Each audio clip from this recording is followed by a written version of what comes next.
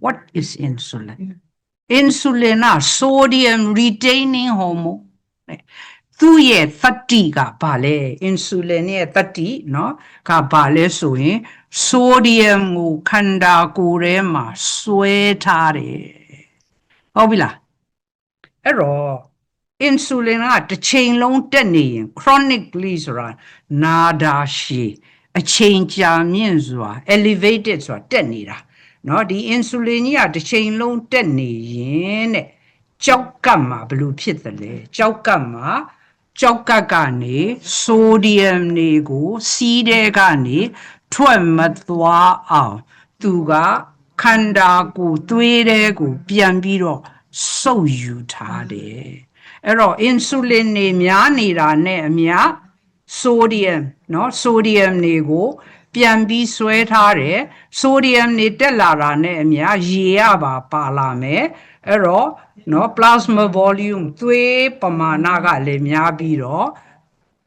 သွေးပေါင်ချိန်မှာတက်လာတယ်တွေးပြီနော်ဘာကြောင့် insulin များရင်သွေးတိုးရတာလဲအဲ့တော့သွေးတိုးသမားတွေကအဓိကပျောက်ချင်တယ်ဆိုရင်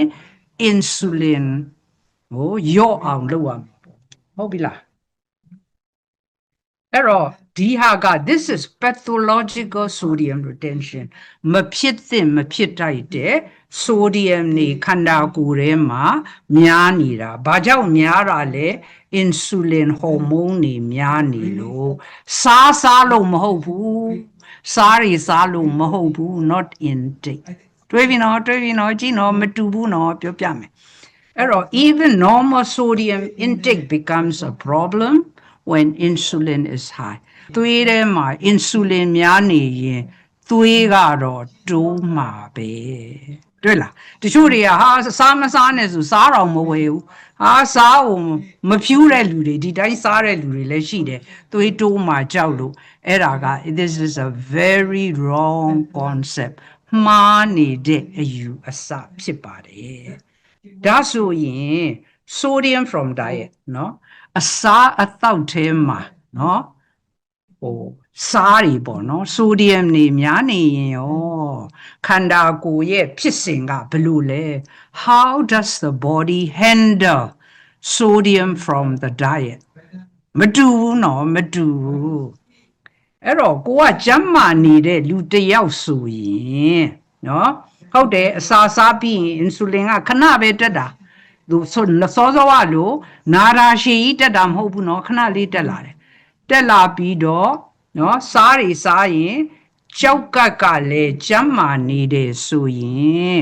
နော်ကိုစားတဲ့ဆိုဒီယမ်နေအားလုံးကိုကြောက်ကပ်ကနေစီးတဲ့ကနေထုတ်ပစ်လိုက်တယ်အဲ့တော့သွေးပေါင်ချိန်ကိုဘယ်လိုမှသက်ရောက်မှုမရှိဘူး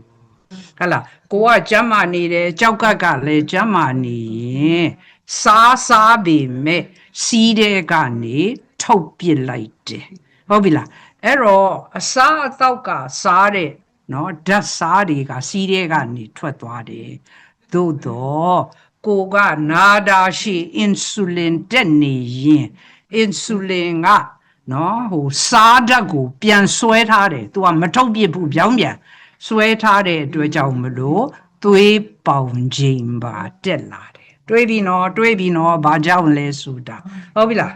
ဆိုဒါကြောင့်ဆိုရင် dietary sodium เนาะအစားအသောက်မှာပါနေတဲ့ sodium က does not cause hypertension သွေးကိုမတိုးစေပါဘူးတဲ့ဘာကြောင့်လဲ तू ကစားပြီးရင်ကြောက်ကပ်ကနေစီးတဲ့ကနေထုတ်ပစ်လိုက်တယ်ဟုတ်ပြီလား If the kidneys are working properly and insulin signaling is normal ကိုယ့်ရဲ့ insulin ကမများနေဘူးပုံမှန်ပဲဆိုရင်เนาะစားပေမဲ့เนาะကြောက်ကပ်ကနေစီးတဲ့ကနေစွန့်ထုတ်ပစ်လိုက်တယ်ခန္ဓာကိုယ်ထဲမှာစုပုံပြီးတော့မနေပါဘူးတဲ့ဟုတ်ပြီလားအဲ့တော့နော်အစားအသောက်မှာပါတဲ့ sodium မှာ self regulated သူ့ဖတ်သူ auto edit လို့လုပ်နေတာသွေးပေါင်ချိန်နဲ့ဘာမှမဆိုင်ပါဘူးတဲ့ ဟုတ်ပြီနော်အဲ့ဒါတွေကသိဖို့လိုတယ်နော်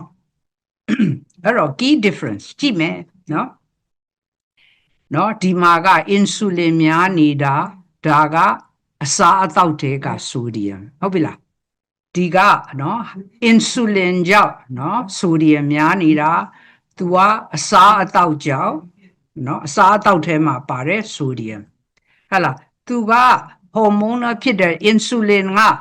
နော်ဟိုခန္ဓာကိုယ်ထဲမှာရှိတဲ့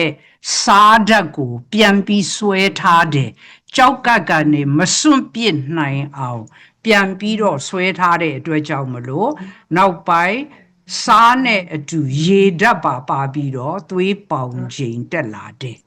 နော်အစားအသောက်ထဲမှာပါတဲ့ဆိုဒီယမ်မှာကြောက်ကပ်ကြောင်းမှနေရင် insulin level ပုံမှန်ဖြစ်နေရင်စီးတဲ့ကနေထုတ်ပစ်လိုက်တယ်အဲ့ဒီမှာကွာသွားပြီနော်တစ်ခုကဆွဲထားတယ်တစ်ခုကထုတ်ပစ်လိုက်တယ်ဟုတ်လားဒါကယောဂဖြစ်စေတယ်ဒါကသဘာဝ physiologic ဇီဝကမ္မဖြစ်စဉ် तू က persistent တစ်ချိန်လုံးဇက်တိုက်သွားနေတယ် तू ကစားရုံခဏပဲတက်ပြီးနောက်စီးကနေစွန့်ပစ်လိုက်တယ် temporary ဟဲ့လား तू ကနာတာရှည်သွေးတိုးယောဂဖြစ်တယ် तू ကဘာမှမဆိုင်ဘူးသွေးတိုးယောဂနဲ့ဟုတ်ပြီလား तू ကဇီဝဖြစ်စဉ်ပေါ့နော်ထားလိုက်တော့ so ဘာကြောင့်သွေးတိုးရတာလဲ insulin ကြောင့်ဖြစ်တယ် insulin တဲ့တွေ့လားနောက်ဆုံးကြတော့ဒါကြောင့်မလို့လေယူတို့ intermittent fasting လုပ်ရင်နော် weight လဲကျလာတယ်စီးကြိုလဲထိန်းနိုင်တယ်သွေးတိုးလဲကောင်းသွားတယ်အဲ့ဒါကြောင့် insulin level ကျသွားလို့ဟုတ်ပြီလားအဲ့တော့တချို့တွေကဆရာဝန်တွေတိုင်းကပြောတယ်အခုတည်းဒီပြောတော့မယ်လွန်ခဲ့တဲ့အနှစ်တရာပြောတာအခုတည်းဒီပြောတော့မယ် low salt diet စားပါစားတွေသိမ့်မစားနဲ့စားတွေသိမ့်မစားနဲ့ပြောတယ်ဟဲ့လားအဲ့တော့လူတွေကလည်းကြောက်ပြီးတော့စားကိုလျှော့စားကြတယ်သို့ပါတော့လေဘာခေါ်လဲသွေးတိုးကထိန်းလို့မနိုင်ဘူးဘာကြောင့်လဲ insulin ကိုမှမပြင်တာဟုတ်တယ်သွေးပေါင်ချစေးတောက်လိုက်ရင်ဘုံဆိုကြသွားတယ်ခဏအကျိုးတရားကြီးဒါပေမဲ့ root cause ဖြစ်တဲ့ insulin ကိုမပြင်တဲ့အတွက်သွေးကတော့စားလျှော့စားပေမဲ့တိုးမြဲတိုးစေပါပဲဟုတ်ပြီလား why အဲ့တော့လူတွေကစားလျှော့စားပေမဲ့သွေးကတိုးနေတော့မယ်ဘာကြောင့်လဲ insulin တက်နေတာကိုဟုတ်ပြီလားကြောက်ကတ်ကနေပြန်ဆွဲထားတယ်သူမထုတ်ပြရအောင်ဟုတ်တယ်မလား blood pressure တွေတက်လာတယ်ဟဲ့လားစားလျှော့စားတဲ့အတွက်ကြောင့်မလို့နော် fatigue နွမ်းလျလာတယ် dizziness ခေါင်းမူလာတယ် cramps ကြွက်တက်တယ်ဟုတ်တယ်မလားအဲ့ဒီအတွက်ကြောင့်မလို့နော် insulin ကိုအလေးမထားဘဲနဲ့နော်စားလျှော့စားခြင်းအပြင်ပြဿနာတွေပူတက်လာတယ်အဲ့တော့ကဲဒါဆိုရင်ဆိုဒီယမ်အရေးမကြည့်ဘူးလားအဲ့ဒီလိုလည်းမဟုတ်ဘူးတယူတန်ကြီးလည်းပြောလို့မရဘူးအဲ့တော့ sodium restriction sodium short စားဖို့ဘယ်သူတွေလိုသလဲเนาะတချို့လူတွေမှာ sodium short စားခြင်းအပြင်เนาะဟို advantages တွေရှိတာပေါ့เนาะ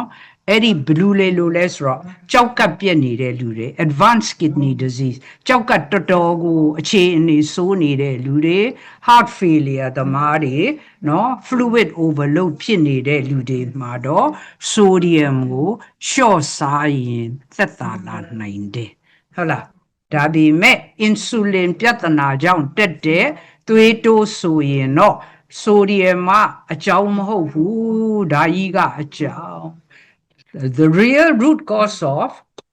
သွေးဘာကြောင့်တိုးရတာလဲ